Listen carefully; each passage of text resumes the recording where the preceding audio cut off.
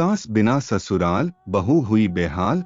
बचपन में एक लोक गीत, यह सास जंगल घास मुझको नहीं सुहाती है, जो मेरी लगती अम्मा सैया की गलती सासू मुझको वही सुहाती है। सुनकर सोचा शायद सास के जुल्म से तंग आकर किसी दुखी नारी के दिल से यह आवाज निकली होगी। कॉलेज में पढ़ने लगी तो किसी सीनियर को कहते हुए सुना, ससुराल से नहीं सास से डर लगता है।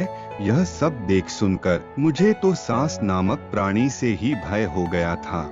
मैंने घर में ऐलान कर दिया था कि पति चाहे कम कमाने वाला मिले मंजूर है, पर ससुराल में सास नहीं होनी चाहिए। अनुभवी दादी ने मुझे समझाने की कोशिश की कि बेटी, सुखी जिंदगी के लिए सास का होना बहुत जरूरी होता है, पर मम्मी ने धीरे से बुदबुदाया कि चल मेरी न सही तेरी मुराद तो पूरी हो जाए।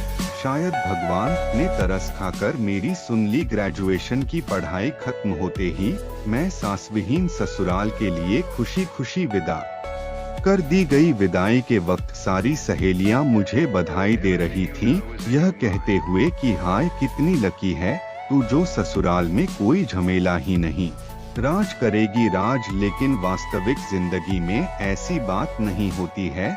सास यानी पति की प्यारी और तेजतर्रार माँ का होना एक शादीशुदा स्त्री की जिंदगी में बहुत मायने रखता है। इसका एहसास सबसे पहले मुझे तब हुआ जब मैंने ससुराल में पहला कदम रखा। न कोई ताना, न कोई गाना, न कोई सवाल और न ही कोई बवाल, बस एंट्री हो गई मेरी बिना किसी झटके के। सच पूछो तो कुछ मजा नहीं आया, क्योंकि सास से मिले वेलकम तानों के प्लाट पर ही तो बहुएं भावी जीवन की बिल्डिंग तैयार करती हैं, जिसमें सासू माँ की शिकायत कर सहानुभूति बटोरना, नयनों से नीर बहा पति को ब्लैकमेल करना, देवर नद को उनकी माँ के खिलाफ भड़काना, ससुर जी की लाडली बनकर सास को जलाना, जैसे कई झरोखे खोलकर ही तो जिंदगी में ताजा हवा के मजे लिए जा सकते हैं।